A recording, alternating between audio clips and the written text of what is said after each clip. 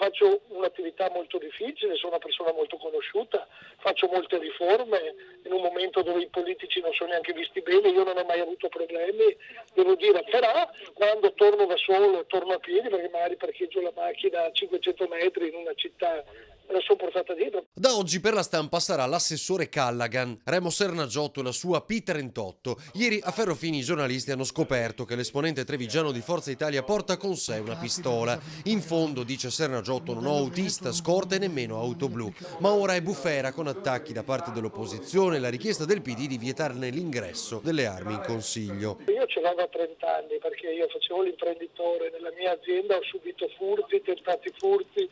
Una notte hanno arrestato i carabinieri, io sono stato chiamato dopo e perciò ce l'ho da sempre. Canna corta, piccola e pratica, anche se la P38 evoca un passato burrascoso in Italia. Tutti i colleghi sapevano, si difende oggi l'assessore, che risponde da Roma, dove si trova per impegni legati alle politiche sociali e per partecipare alla manifestazione in sostegno di Silvio Berlusconi mentre si vota la decadenza. Lì, a proposito, non l'ha portata la pistola. Può capitare un balordo, può capitare di tutto, a prescindere che io mai sparerei a una persona, ma magari tirarla fuori o sparare in alto se sono in pericolo è una cosa che intimiderebbe chiunque.